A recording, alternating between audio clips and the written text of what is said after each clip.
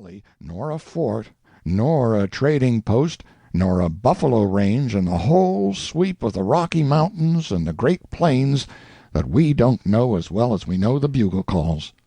He is chief of scouts to the Army of the Frontier, and it makes us very important. In such a position as I hold in the military service, one needs to be of good family and possess an education much above the common to be worthy of the place. I am the best educated horse outside of the hippodrome, everybody says, and the best mannered.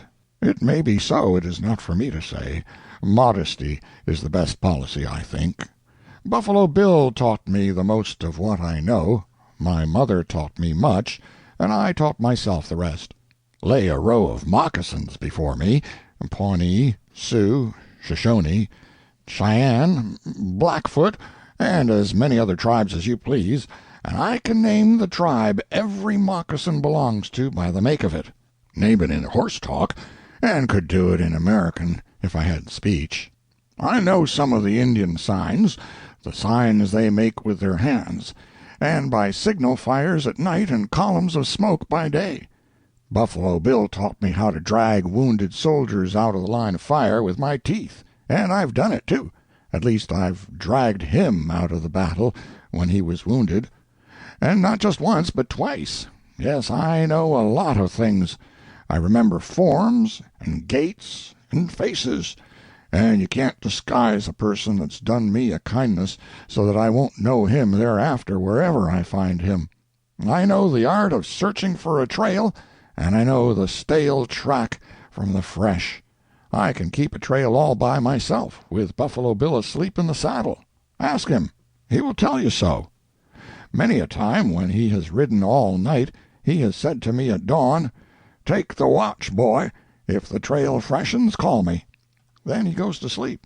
He knows he can trust me, because I have a reputation. A scout horse that has a reputation does not play with it. My mother was all American. No alkali spider about her, I can tell you. She was of the best blood of Kentucky, the bluest bluegrass aristocracy, very proud and acrimonious, or maybe it is ceremonious. I don't know which it is, but it is no matter. Size is the main thing about a word, and that one's up to standard. She spent her military life as colonel of the 10th Dragoons, and saw a deal of rough service. Distinguished service it was, too. I mean, she carried the colonel, but it's all the same. Where would he be without his horse? He wouldn't arrive. It takes two to make a colonel of dragoons. She was a fine dragoon horse, but never got above that. She was strong enough for the scout service, and had the endurance, too, but she couldn't quite come up to the speed required. A scout horse has to have steel in his muscle, and lightning in his blood. My father was a bronco. Nothing as to lineage, that is, nothing as to recent lineage, but plenty good enough when you go a good way back. When Professor Marsh was out here hunting bones for the chapel of Yale University, he found skeletons of horses no bigger than a fox, bedded in the rocks, and he said they were ancestors of my father.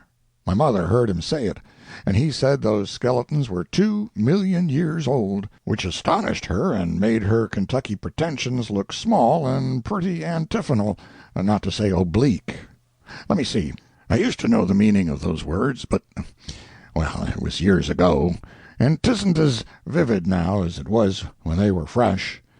That sort of words doesn't keep in the kind of climate we have out here. Professor Marsh said those skeletons were fossils, so that makes me part bluegrass and part fossil. If there's any older or better stock, you'll have to look for it among the 400, I reckon. I am satisfied with it, and am a happy horse, too, though born out of wedlock. And now we are back at Fort Paxton once more, after a 40-day scout, away up as far as the Big Horn. Everything quiet. Crows and Blackfeet squabbling as usual, but no outbreaks, and settlers feeling fairly easy. The 7th Cavalry is still in garrison here, also the 9th Dragoons, 2 artillery companies, and some infantry. All glad to see me, including General Allison, commandant. The officer